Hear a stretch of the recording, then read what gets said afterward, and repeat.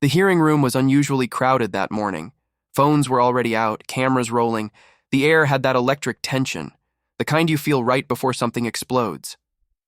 At the front, Representative Jasmine Crockett leaned into her.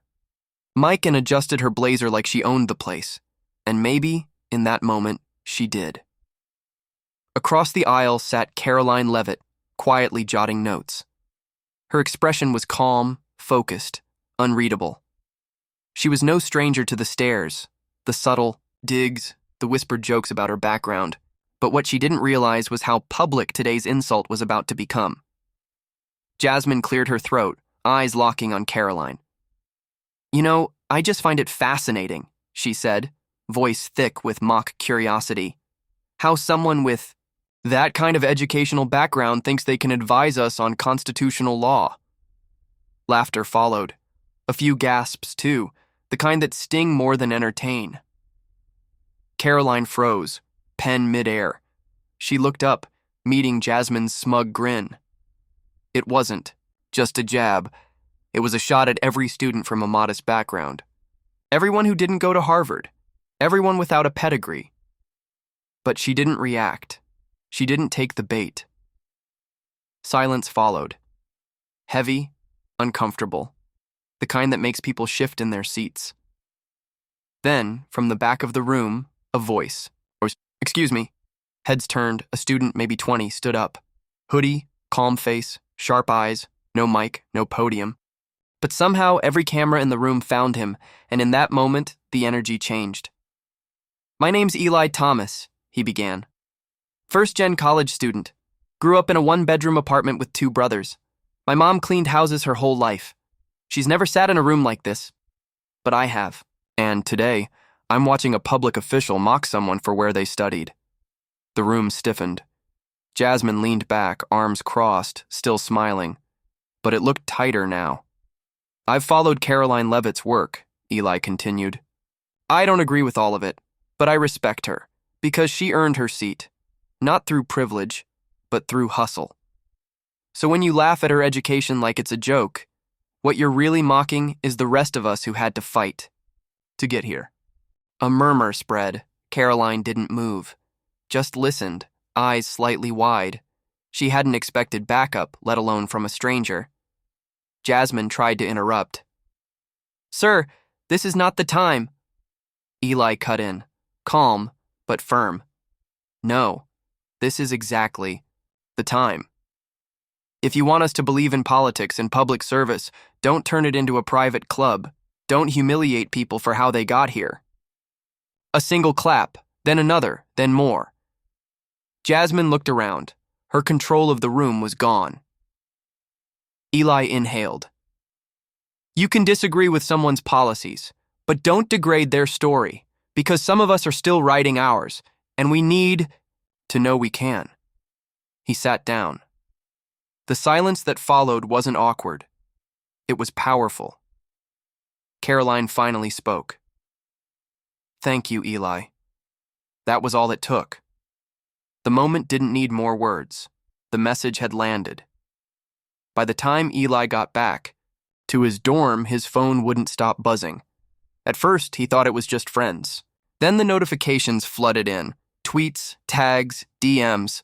Someone had clipped his speech and posted it with the caption, "Student destroys elitist takedown in 2 minutes flat. Watch this." It hit 1 million views before sunset. On TikTok, creators stitched the audio into reaction videos. Caroline's expression beside Eli's speech. Even apolitical Gen Z accounts chimed in.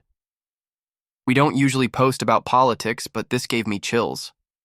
The algorithm didn't care about party lines. It cared about truth." And Eli's words were fire. By morning, cable news had picked it up. Fox News called him a new voice for working-class students. CNN called it a moment of moral clarity. Even journalists who'd never heard of Caroline were asking, who is this student who silenced a sitting representative? Jasmine?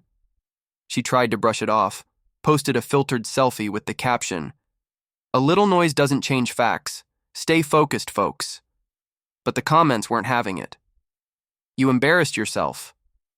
Mocking someone's education? That's your move?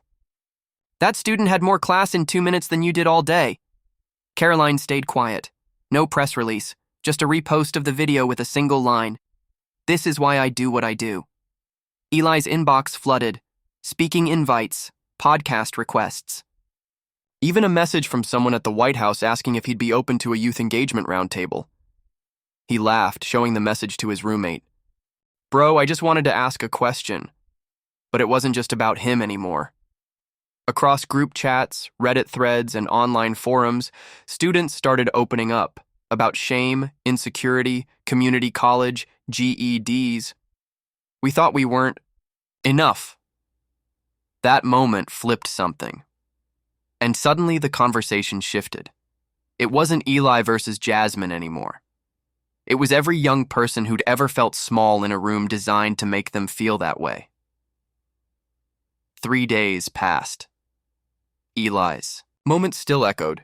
And then Jasmine Crockett responded. Not with shade. Not with spin, with a video. No filter, no backdrop. Just her on a porch, hoodie on, phone in hand. She looked tired. All right, let's talk. She stared straight into the camera. I messed up. Not because I got caught, but because I forgot. What it feels like to be on the outside. She paused. I went to law school. I know what privilege looks like. But I also grew up with food stamps. A single mom working double shifts. Somewhere along the way, I let my degrees speak louder than my roots. That student reminded me. I was looking down on the very people I used to sit beside. Her voice cracked. It wasn't polished, but it didn't feel fake. And that's why people listened. Eli watched the video alone. Halfway through, he paused. Rewound it. Watched again. She didn't name him. Didn't spin his speech. Didn't ask for forgiveness. She just took the hit. The internet didn't know what to do. Some called it growth. Others called it damage control. But Caroline? Still, silent. Because while the internet wanted a winner, Caroline had always wanted validation. And when Jasmine admitted she was wrong, the air shifted. The story wasn't about two women trading shots anymore. It was about who had the grace to shut up and listen. Clips of the apology played beside Eli's speech. Comments split. This is real leadership. Too little, too late. And still, it kept evolving. Now it wasn't about degrees or parties. It was about what we do after we mess up.